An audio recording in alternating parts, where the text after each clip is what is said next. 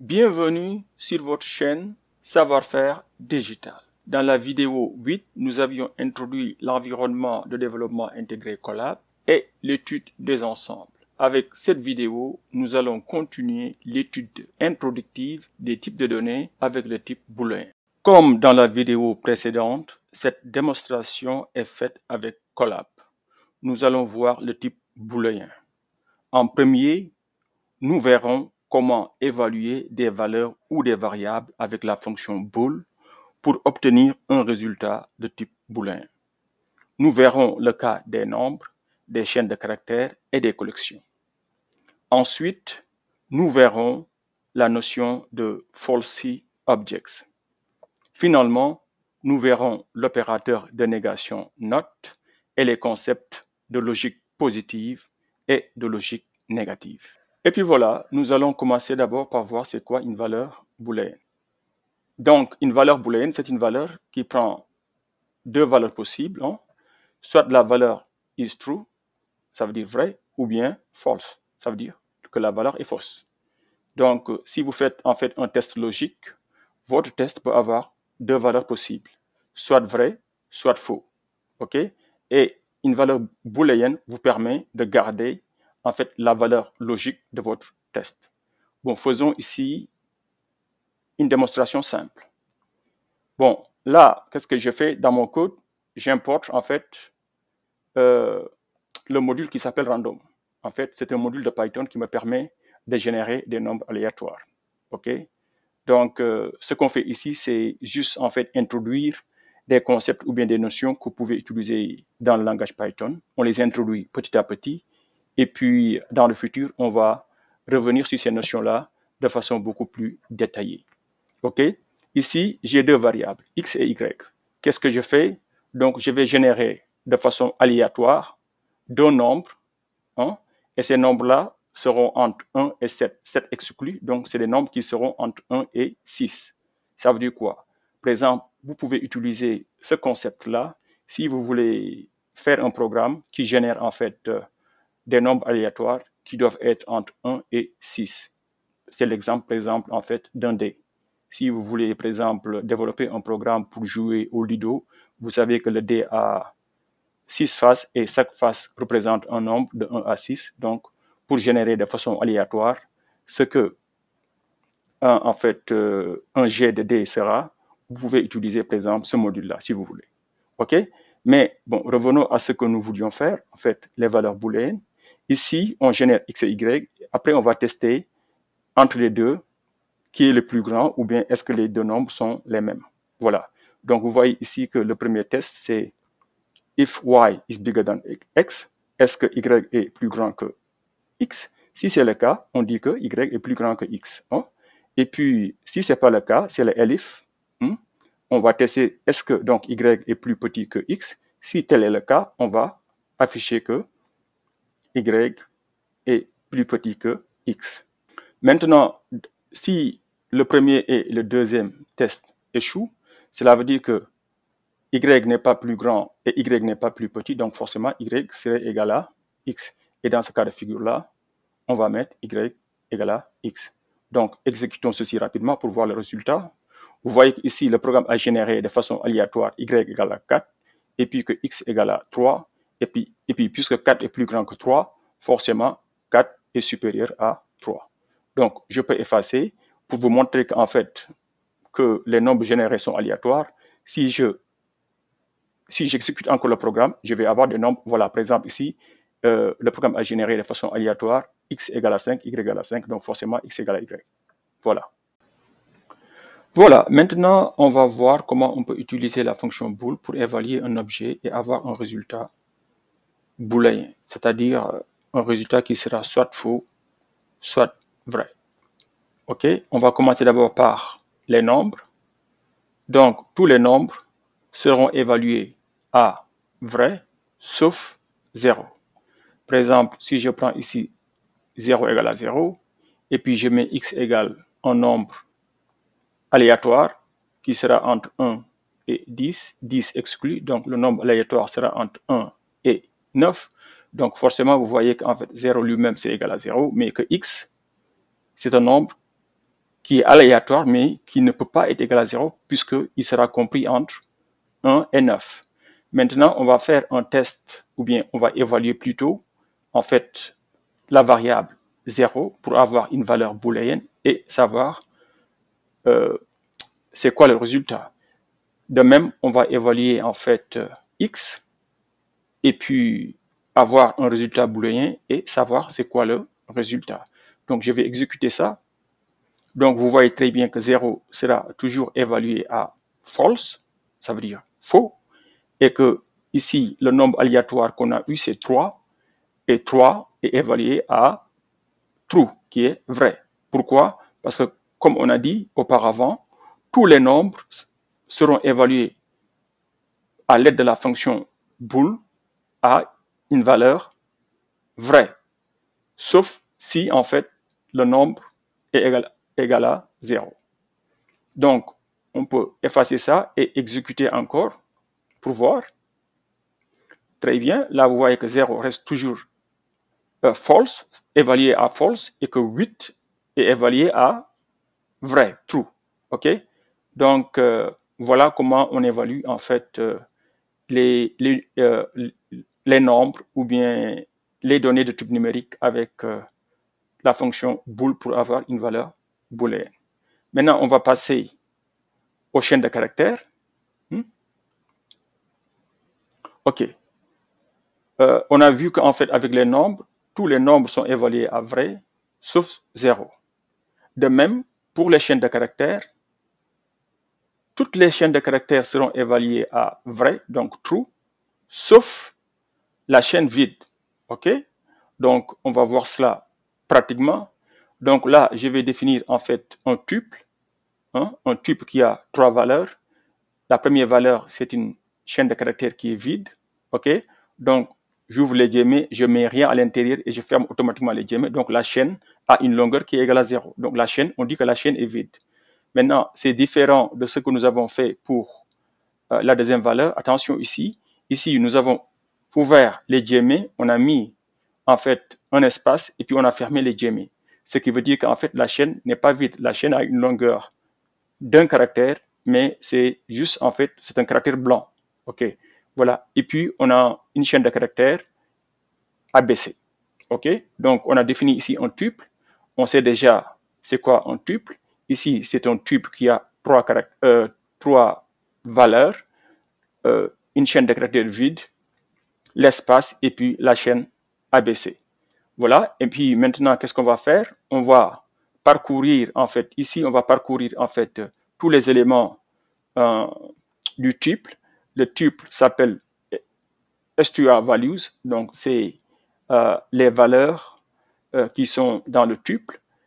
Ici, attention, on a vu quelque chose qui ressemble à ça avec la boucle for x in, mais ici c'est encore une structure de contrôle qui est beaucoup plus complexe.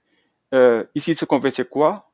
On va d'abord recevoir, en fait, l'index, ou bien, si vous voulez, l'indice de l'objet d'abord, l'ACC, et puis on va aller prendre la valeur de l'objet qui est ici V. Après, une fois, bon, la fonction Python qui vous permet de faire ça s'appelle enumerate. Donc, vous prenez une variable quelconque.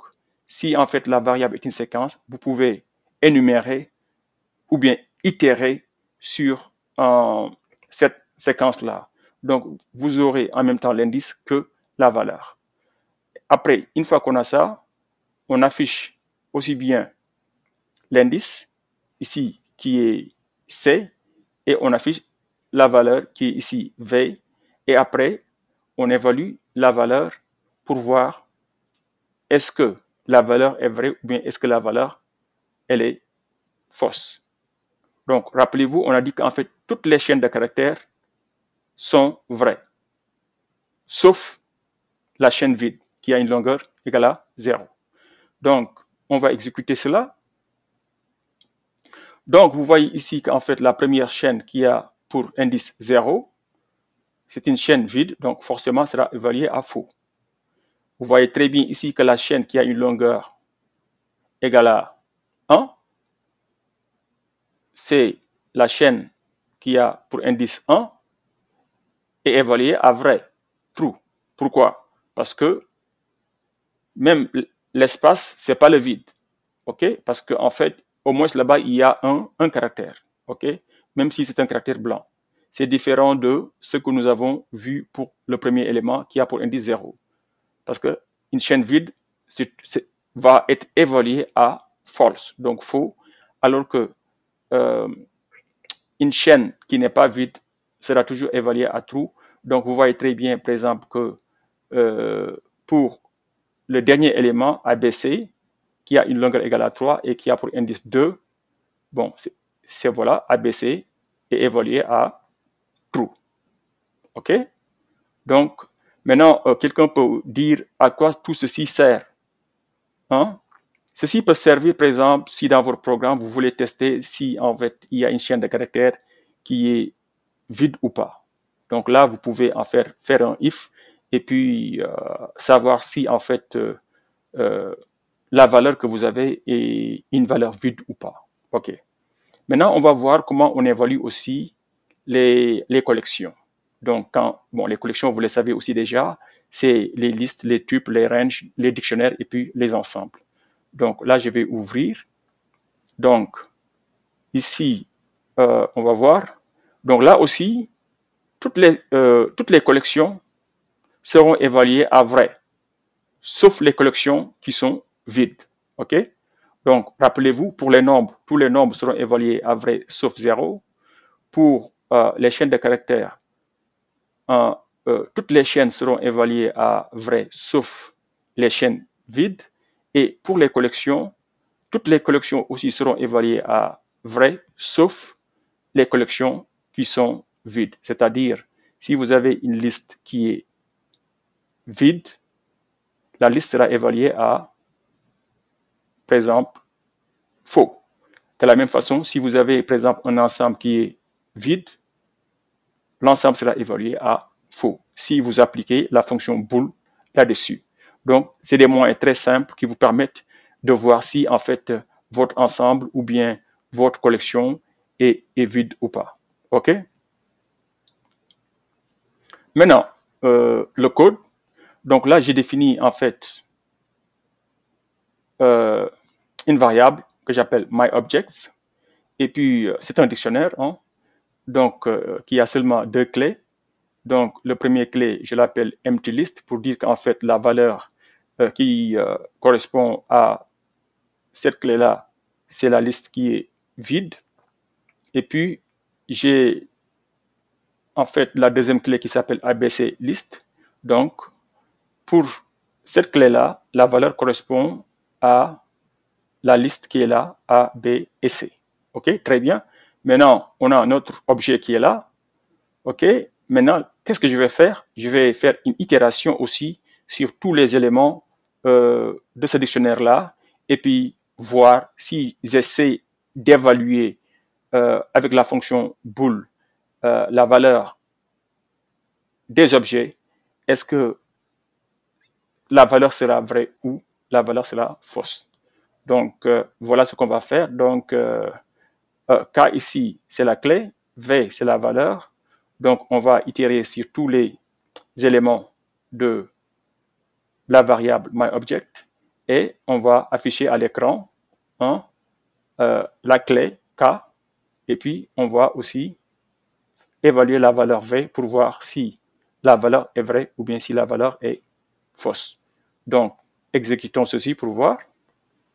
Donc, vous voyez par exemple que pour la clé emptyList, ça s'évalue à false.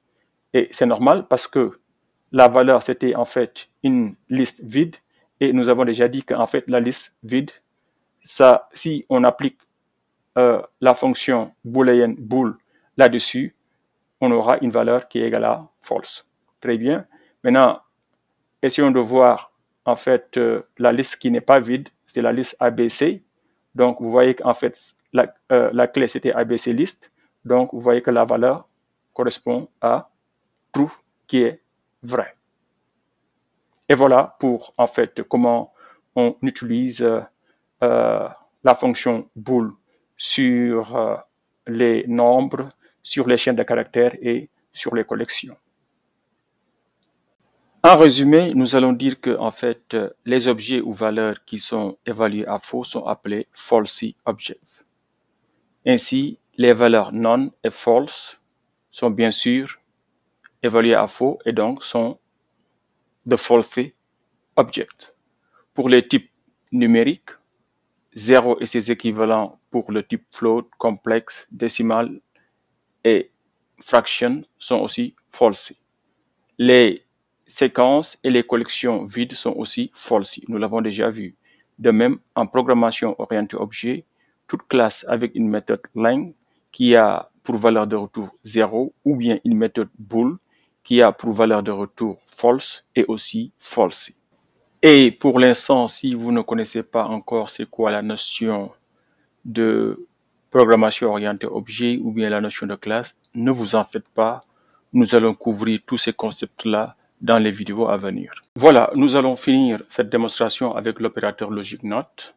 L'opérateur logic not nous permet d'inverser en fait la valeur de l'expression booléenne. L'opérateur peut aussi être combiné avec d'autres opérateurs logiques comme OR ou bien comme AND. OR qui veut dire ou et AND qui veut dire et. Ok, je voudrais aussi attirer votre attention sur la notion de logique positive et puis de logique négative.